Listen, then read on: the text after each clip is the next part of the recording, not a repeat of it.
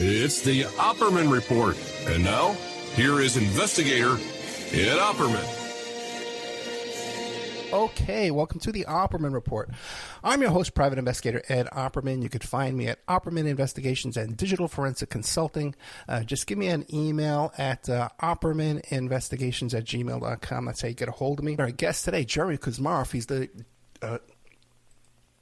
managing editor at Covert Action magazine, which was founded by like Bill Kunstler and Philip Agee. This is a historically respected piece of journalism here, Covert Action magazine. You can find him there at covertactionmagazine.com. But he's just came up with a brand new book. Print's not even, ink's not dry yet. Comes out December 1st. Warmonger: How Clinton's Malign Foreign Policy Launched the U.S. Trajectory from Bush 2 to Biden. Mr. Jeremy Kuzmarov, are you there? Yes, I'm here. I think I had a little too much coffee this morning. Just a couple of too much sips there. But Jeremy, remind the audience, who is Jeremy Kuzmarov? Well, I'm a historian, and I'm the managing editor of Covert Action magazine, so I've done a lot of research into the CIA and its history. And for numerous years, I was researching a book on Bill Clinton that's going to be published on December 1st. And it's kind of prequel because I previously published a book on Obama and his malign foreign policies. So this is kind of a prequel, and I guess is exposing the corruption in the Democratic Party, the two-party system in general. Hey, before we get into the book Warmonger, what's new over at Covert Action magazine? Anything popping out over there? Yes, actually, check out in 2 weeks. We have a special on the Kennedy assassination. It's the 60th anniversary of the Kennedy assassination, and I did a major study over several years working with a presidential historian in Texas who's an expert, and looking at Lyndon Johnson's role in the assassination. So that article will be coming out on the anniversary date in about 2 weeks' time. And check out our website. We have a lot of articles. Because we've done a series on political assassinations, and I also had a very recent article on the assassination of Yitzhak Rabin in Israel, which was a major turning point in Israeli politics. And I looked at the role of Israel's deep state and the Israeli FBI in Rabin's assassination. They set up Yigal Amir as a patsy like Lee Harvey Oswald. Yeah, that Rabin assassination was so shady, man. And there's not a lot written about it either, is there? Yeah, there are a couple books, but they're rather obscure by some Israeli authors. And I didn't know anything about it until actually somebody contacted me who's a reader of the magazine, who lives in Israel and knows a lot about it. And he urged me to write an article about it, and he helped me with it and pointed me to the one or two books and some sources to educate myself. So I learned a lot about it. But I had known nothing about it. I just accepted the official story until I dug into it. And that's been the case throughout my career. On almost every topic, I think one thing and then I start to dig into it, and it's the opposite is true. I always said that the next book I write is going to be called The More I Learn, The Less I Know. The more of these shows I do, these interviews, I think you know what's going on in these different topics, but then you learn something new, and it's like you said, you're off on a different road. Yeah. And I think that's by design too. There's so many roadblocks put in our way and disinformation. Absolutely. Warmonger: How Clinton's Malign Foreign Policy Launched the U.S. Trajectory from Bush 2 to Biden. Tell us what's in the book. Well, this book, I researched it over years because I live in Oklahoma, right near Arkansas, and I've spent time there. And I learned more and more about Clinton. And, I accepted the kind of media image of him, especially when I was younger. But then, the more I delved into it, the darker it got, really. And the first couple of chapters, deal with Clinton's, rise to political power, and the period when he was the governor of Arkansas, and his involvement in overseeing clandestine arms and drug smuggling operation from Mena Arkansas to the Nicaraguan Contras, and that kind of sets the groundwork, for the kind of foreign policy he carried out when he was the president, supporting shady covert operations and expanding, U.S. military power. And this was, a kind of watershed period because you had even figures like Robert McNamara saying, now that the Cold War is over, it's time for a peace dividend. There's no Soviet threat anymore, so let's spend our money on, rebuilding American communities and invest in the American people and, healthcare and education. And, this is the architect of the Vietnam War is saying this, so this is no leftist radical. And I think a lot of people felt that way with the end of the Cold War.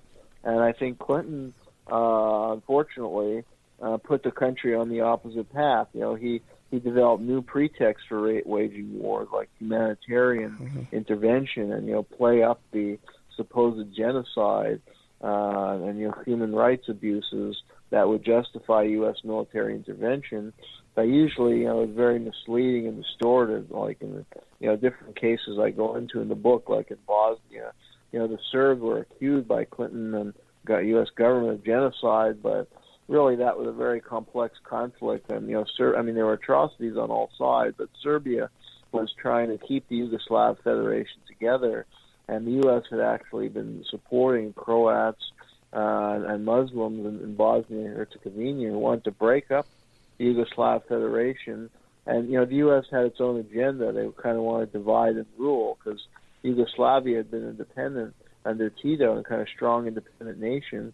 And the U.S. had its eye on, controlling that region and setting up military bases. So they supported these secessionist movements, and the factions they were supporting were very corrupt, and they're Muslim fundamentalists. Yeah. And even networks of Al Qaeda were being mobilized against the Serbs. So this really was a very dirty war, but it was packaged as this humanitarian intervention, and I guess only Clinton could pull that off. And that's just one example, but it's a key one where the U.S. continued this militaristic and imperialistic foreign policy that could have changed after the Cold War, and Clinton was the perfect leader for that. Yeah, I remember at the time, because I was young, I was like barely 30, and a friend of mine from church, her whole family came from Croatia, and they were just like in shock. Like, why is the U.S. government supporting these really horrible fundamentalist terrorists, like you said, these really horrible people? And just really no logical explanation of why we would. What was the motivation then? Why would we choose that those extremists to do our bidding over there? Well, because it was a policy of divide and conquer. Yugoslavia under Tito was a socialist state that was the non-aligned movement. Tito put Yugoslavia as a leader of the non-aligned movement and forged an independent foreign policy from the United States as well as from the Soviet Union. And the country was very strong under Tito, and the quality of life was very high. But the U.S. wanted to dominate the region and establish, because eventually the U.S. was able to establish military bases at Camp Bondsteel after the Kosovo War. And, Serbia under Milosevic was trying to keep the Yugoslav Federation together because as a strong, independent country. And Milosevic was more of a socialist. And the U.S., was trying to, and this was the period at the collapse of the Soviet Union that socialist governments were falling out everywhere. So he was one remnant socialist, and they had to get rid of him. So they supported these secessionist factions. And the Croats committed horrendous atrocities, too, in the war. And their leader, the Muslim leader was Izetbegovic, and the Croat leader was Franko Tuđman. But he also had very regressive views and even been supportive like the Nazis in World War II. So the U.S. was supporting these, terrible groups. Yeah. But, their end goal was to break up the Yugoslav Federation so they could have military bases, and they were trying to impose, these free trade agreements that would benefit U.S. corporations and keep the region fragmented so that they could exert more power. And also, also another goal was to expand NATO and give legitimacy for NATO. So they just kind of wanted a war because NATO really had no purpose at the end of the Cold War. I mean, NATO was set up as an instrument of the Cold War as part of the containment strategy against the Soviet Union. And so with the fall of the Soviet Union, people are calling for the dissolution of NATO. There's no reason for NATO to exist. So this gave a reason by claiming Serbia was committing genocide. They could say, "Oh, we need NATO," and it was used as a way to expand NATO. And Clinton expanded NATO toward Russia's border, and that provoked a new Cold War with Russia, which had wanted, good relation with the end of the Soviet Union. The new Russian leadership felt that it could be a new era cooperation, and that Russia could be integrated into a European security alliance. But instead, the U.S. pursued a course of expanding NATO and antagonizing Russia and encouraging more nationalistic elements, anti-Western elements, to come to power in Russia and creating a new Cold War, basically. Yeah, I remember the propaganda on TV back in those days talking about how the enemy had these bombs that were shaped like dolls, that the children would pick up the dolls and blow up, and that they were killing puppies. They were actually saying that they were killing puppies over there. And that was extreme for them. But you look today, you see the propaganda we have on Twitter today on a daily basis. It's beyond belief. But we kind of brushed over Clinton's origins in Arkansas. How far back do his CIA connections go? Well, Cord Meyer Jr. was a prominent CIA official. Admitted, I guess he got drunk or something, and he said, "Oh, Clinton all along was one of us," And it's believed that he was recruited either at Georgetown or when he got a Rhodes Scholarship in Oxford. And then his roommate was Strobe Talbot, who became very high in a high position in the State Department, and is considered one of the fathers of the Russiagate hoax. And he came from a very well-connected family. His uncle was, I believe, very high up in the Pentagon. And then Talbot and Clinton went to Russia while they were students at Oxford. And it should be noted that Clinton never graduated because he was accused of sexual assault on a woman, a student, while at Oxford. And the FBI report said that Clinton was not a serious student. He was there at a party. But he was a serial offender, against women, not just affairs, but actual sexual abuse and rape of women. It's pretty well established that he was a sexual predator from an early age. But with regard to the CIA, him and Talbot were sent on a mission into Russia, and it only could have been funded by the CIA. And the mission was to smuggle out the memoirs and translate the memoir of Nikita Khrushchev and get other writing of Khrushchev, because Khrushchev had denounced Stalin, and that served the U.S. purpose, in the Cold War, to show how oppressive the Soviet Union was under Stalin. And Talbot was a Russia expert, and he worked for Time magazine after he graduated and became, I believe, the head of the Time magazine Russia desk for a while, and he had knowledge of the Russian language. So him and Clinton were together, and that's believed to be a CIA mission. It's also alleged that Clinton was involved with anti-war, a few anti-war protests, although they said he was always on the moderate wing of the anti-war movement. But it's believed that he was actually an informant on the anti-war movement because he had been recruited in the CIA. So it really went far back. And then he had a connection with Winthrop Rockefeller, was the governor of Arkansas in the 60s. He had moved to Arkansas. He was part of the Rockefeller dynasty. And Clinton's mother was Rockefeller's best friend in the Army in World War II, was a cousin of Clinton's mother. So Clinton had a connection with the kind of Arkansas power elite through this cousin. Again, his mother's cousin was best friend with Winthrop Rockefeller. So, because they set him up after he graduated Yale, he was given a job as a professor just out of law school, Wow. which was unprecedented, at the University of Fayetteville. And then he immediately started running for office and became Arkansas Attorney General.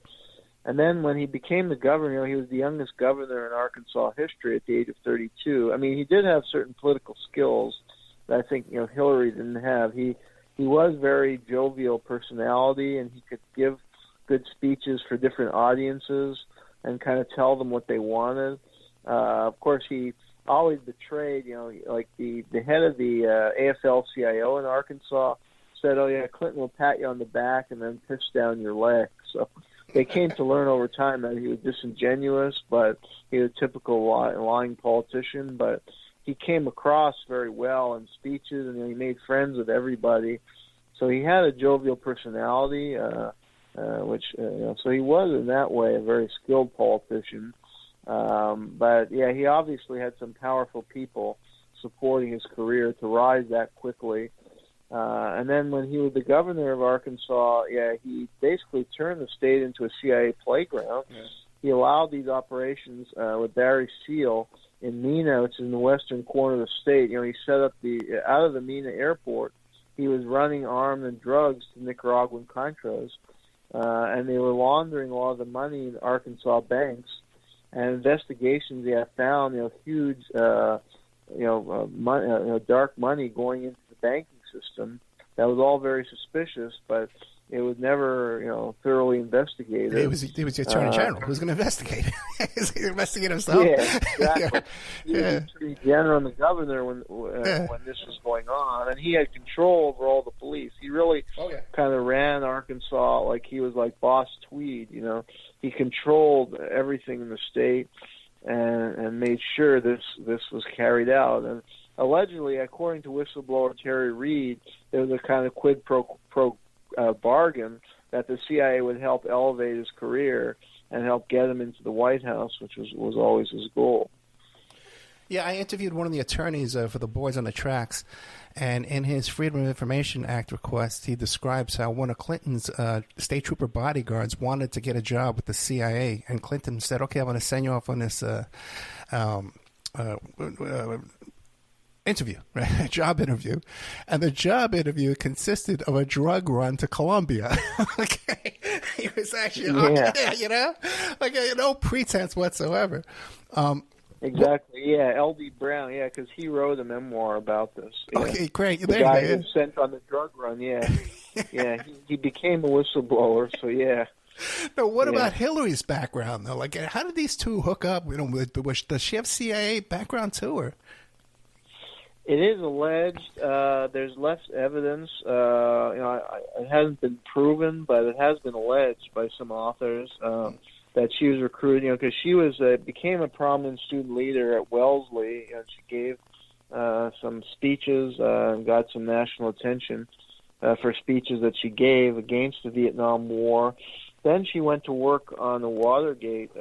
She was a lawyer in Watergate. But that whole operation, as I think is very fishy, and the CIA was involved in the effort to bring down Nixon because he had threatened to reorganize the U.S. national security bureaucracy and was going after the CIA in some way that they didn't like. So it would make sense if she was in the CIA.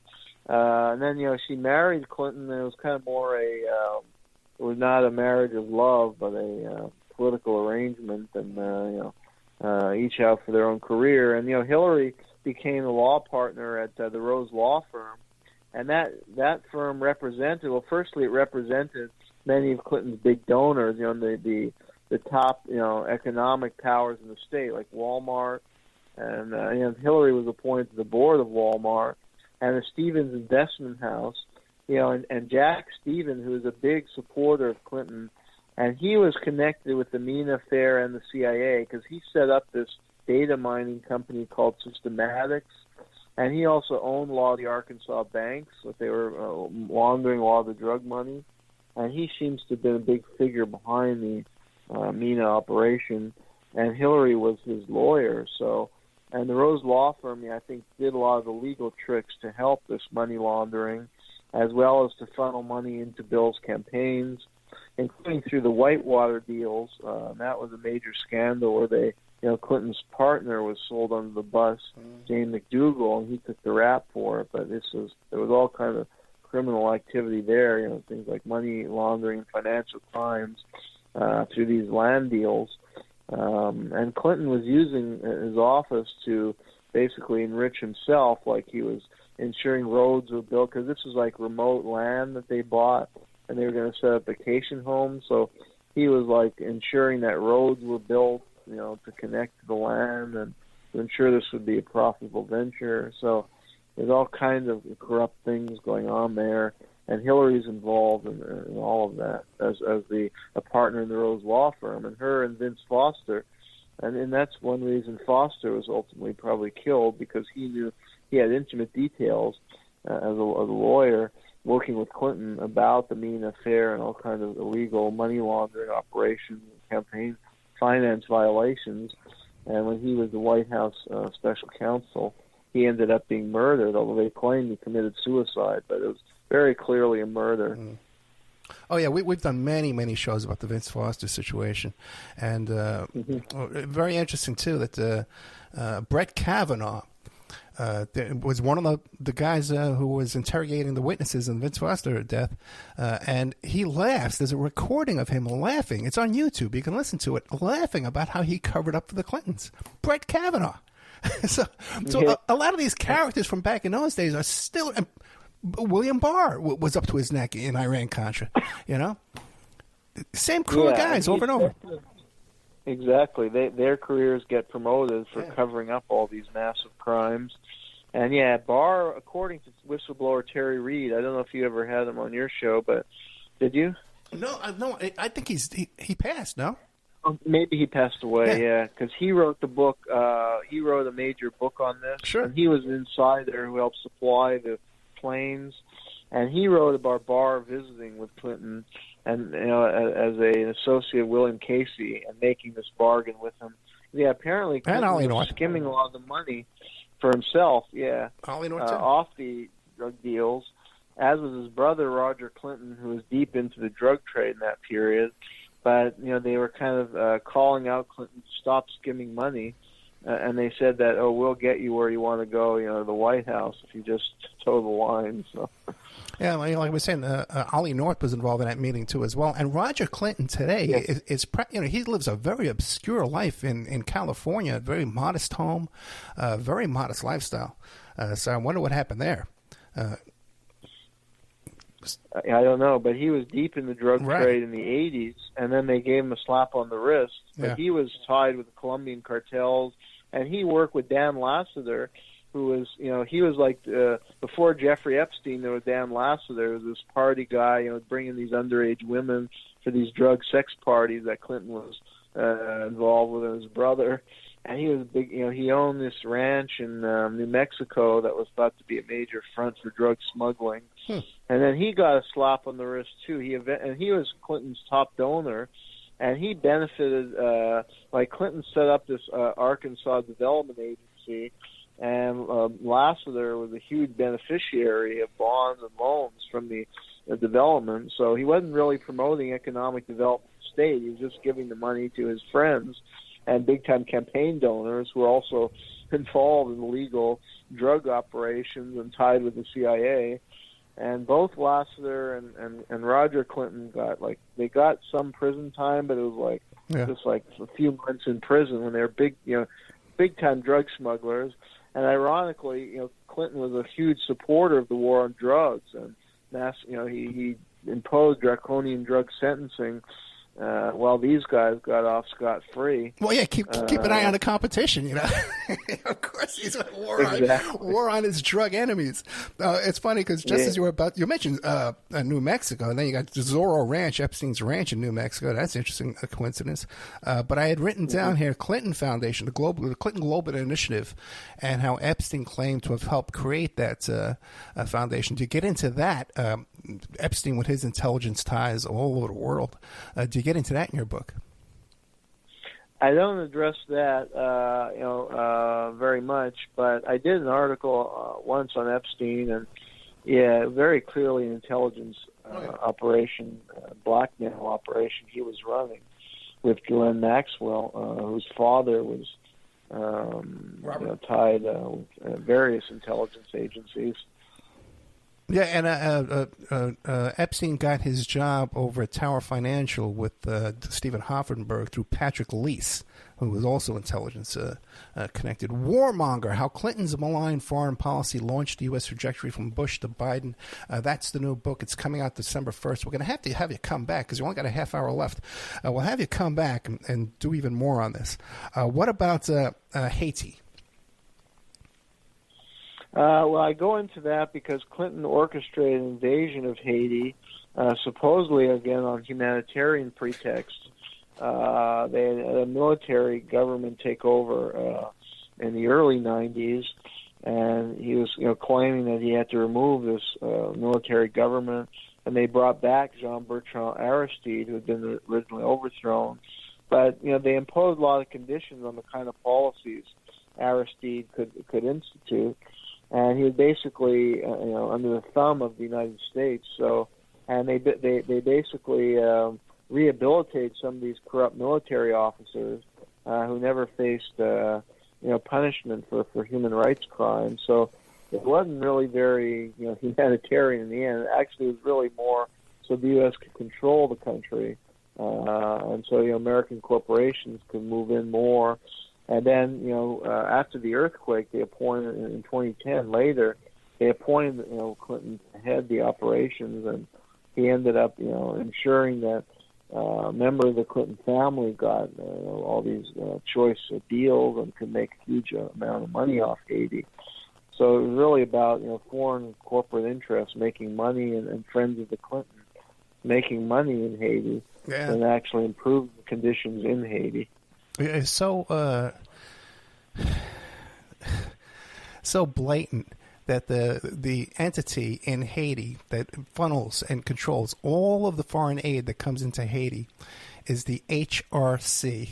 Okay, it's supposed to be like Haitian Relief, whatever, but HRC is also Hillary Rodham Clinton. You know what I mean? It's just so in your face. And her brother owns a mine down there, a big mining company down there. There's just so much corruption in that Haitian story. We've done so many shows about that. That just breaks your heart, man. What went on down there in Haiti? Yeah. You also get into. I'm sorry. Go ahead. No, I agree. Yeah, I mean the living conditions of the people was horrible. And it was framed in this high-minded rhetoric, and I think Clinton was very skilled in getting liberals who were traditionally anti-war active, like in the Vietnam era, to support a lot of these interventions or not to protest. And Clinton it was this false image that he was this hippie and guy out of the '60s, and even like I quote at one point in the book the founder of Rolling Stone, who's like all excited before the '92 elections, like finally our guys, and he comes, from the counterculture, and that was like the key counterculture magazine, and he's like, everyone should rally around Clinton. Finally, somebody from our generation is coming into office, and it was a complete illusion.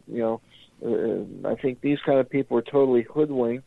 But that generation, just like they were active in the protest movements and counterculture in the '60s, and they just completely sold out and embraced Clinton. So many of them, and they supported these kind of military interventions that, as you point out, was just really about plundering a country, and whether it's in the Balkans, whether it's in Haiti, or other parts of the world. They had terrible consequences, but there was really no backlash, and the traditional anti-war elements, a lot of them just aligned with Clinton. And it's amazing too. Like, how did they convince us of this? Is that he smoked marijuana, but he didn't inhale, and he played the saxophone on David Letterman. Was it like that was his counterculture cred? Exactly, and I guess he was into the free love movement, but really he was like a serial rapist. Yeah. So, and then I had on. I wanted to book on the show Wavy Gravy. You Romney, nobody for president, the guy from Woodstock. From the hog farm. Mm-hmm. And I wanted to book him on the show, and I'm talking to him, and he starts telling me about how he wants to come on and endorse Hillary Clinton. I said, man, dude, are you out of your mind? What happened to you? But he was another guy, another guy involved in the drug trade too. Though, where does Clinton's foreign policy strategy come from? Like what's his name? Carter had Zabriskie, and also too Obama had Zabriskie too. Am I pronouncing that correctly? Brzezinski, yeah, Brzezinski. Brzezinski, yeah. Who was Clinton's rabbi czar? That's a good question. I think there was, figured like Anthony Lake, Strobe Talbot. These were, I think, some of the intellectual architect. I think Brzezinski was, a key figure. I think it's the same kind of people because Clinton was part of the New Democrats, and he, courted like large corporations, and he courted he was close apparently with Pamela Harriman, was the wife of Averell Harriman, who was one of the architects of the Cold War, and was actually a mentor of Joe Biden. So he was very close with Harriman. And that kind of circle of people, and I think Council of Foreign Relations. So I think those would be some of the people driving. Well, what about Kissinger? Kissinger, because you hear about Hillary had a relationship with Kissinger early on, and I think even spent Christmases with him up until the very end. No. Well, that's true. Yeah, I don't know about Kissinger and Bill. I didn't find too much about that, but. It wouldn't surprise me. I think if Kissinger was behind the scenes wielding such great power as head of Kissinger Associates, I think it just came from traditional establishment sources and thinking. And I guess CIA, Now, exactly. What else are we going to find toward the middle and the end of the book about the shady military interventions and such? Well, one chapter addresses Africa as well as Congo and Rwanda, right? And I think that was a case where they hoodwinked the public because I think they kind of make every conflict out to be this kind of Hollywood film. There's good guys and bad guys, and we have to fight evil. And really, a lot of these conflicts are more complex. In the case of Rwanda, in a way, both the Hutu and the country was divided, and the colonial rule put these groups against each other, and it would elevate one over the other. The Belgians, I think, elevated the Tutsi, and the Hutu were really treated like slaves in the colonial era. And when they got their independence, there was a Hutu revolution because they were the majority, and a lot of the Tutsis were exiled, and the Hutu massacred Tutsis, and then the Tutsis wanted revenge and came back.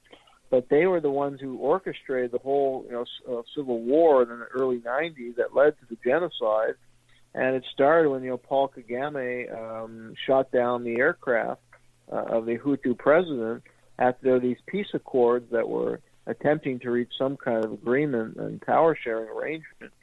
And the U.S. was actually all involved. They claimed that the U.S. was a bystander and should have done more to intervene, and then they intervene after to support the Kagame government, the Tutsi, when they invaded the Rwandan Patriotic Front, when they invaded Congo. But really, there were, strategic ambition to control the Congo and its mineral wealth.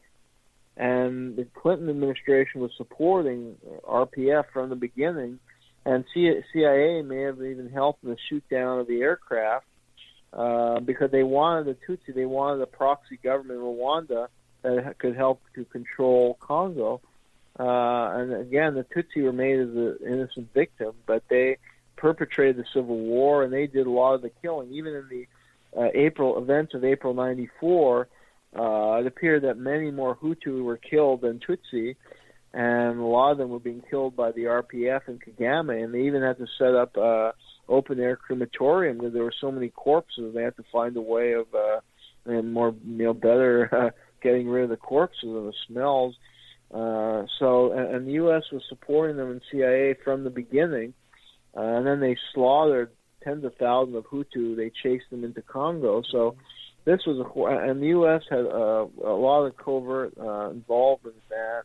They were supplying a lot of military equipment and spy gear to the RPF, including as they carried out the invasion of Congo, as well as Uganda. So that's a hidden covert, very shady covert intervention that I go into in one of the chapters. So, and I think it's not that well known in the public. So hopefully, people will read the book and be better informed about that, and question U.S. policy today, because I think the U.S. is continuously supporting the Rwandan government, which has committed huge atrocities in Congo, especially, that are still going on. So that's one case. I have chapters like on Russia and the NATO expansion and how that really created a new Cold War when it might not have happened that way. We could have peace with Russia and we wouldn't have a threat of nuclear war breaking out in this disaster in Ukraine. I go into China. Clinton was the one to first break with Nixon. Nixon, I think, had the right approach to China. When he established a cooperative arrangement and went to China and reestablished U.S. diplomatic relations with China, and that lasted for several decades. But Clinton first started kind of saber-rattling with Taiwan, and it was really beefing up the Taiwanese military, and even provoked an incident that almost led to the outbreak of war. That kind of aggressive policy, antagonistic to China and Russia, is something I criticize, and that set the groundwork for today.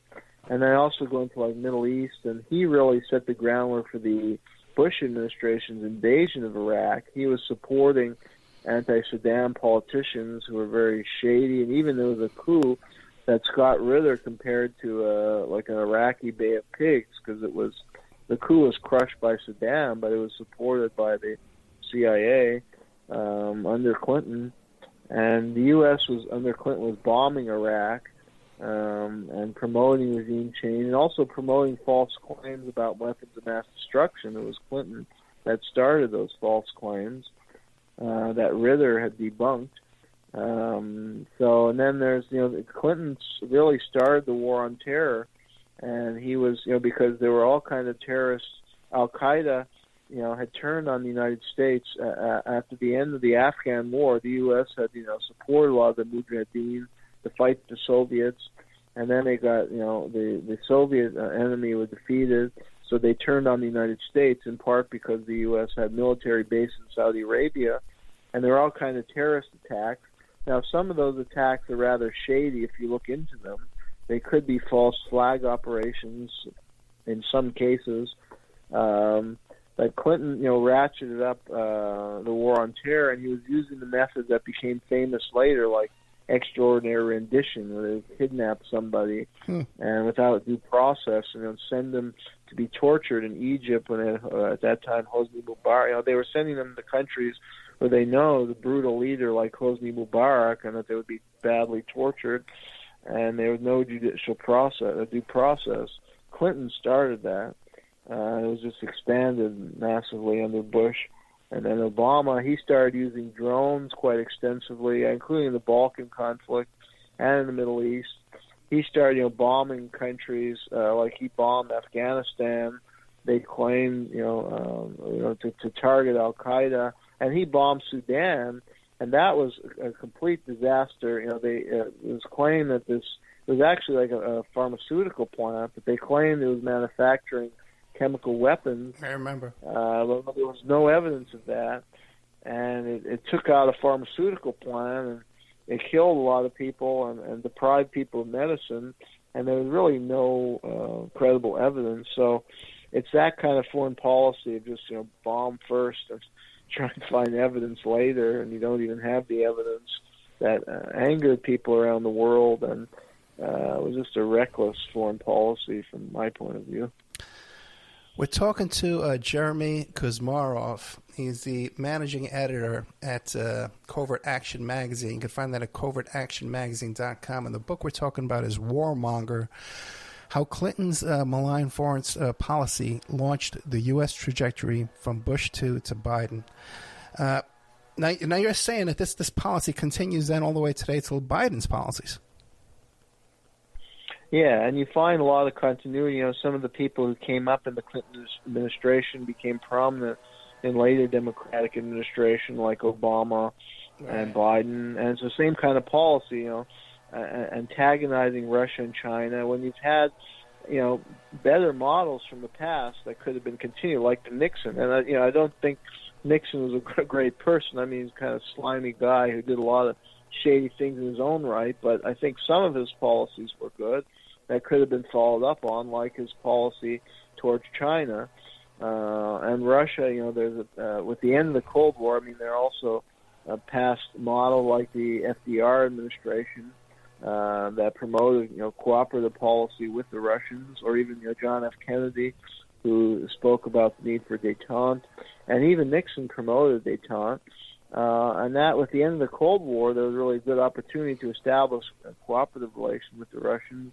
But instead, Clinton antagonized them by expanding NATO and also pushing this shock therapy. I mean, the U.S., you know, could have encouraged, if they're committed to, you know, free market and privatization, they could have encouraged that. But what they did was just like, you know, rammed it down their throat, you know, supporting this, you know, rapid shift from a state-run economy to privatization, but through a corrupt process in Russia, where they sold off Russian state assets at pennies to the dollar to corrupt cronies of President Yeltsin.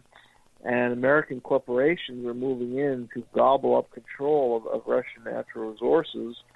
And that was a disaster for Russia's economy. I mean, Russia's economy collapsed in the 90s. It was worse than the Great Depression in the United States. Yeah. And there was, you know, starvation in the country. And the life standard actually, I think, it dropped by 7 or 8 years. It's like unprecedented in human history that the living age dropped about 7 years within a span of 7 or 8 years. So that was a disastrous policy that led to a huge backlash against the United States, combined with the expanding NATO towards countries bordering Russia. It created a new Cold War in the future.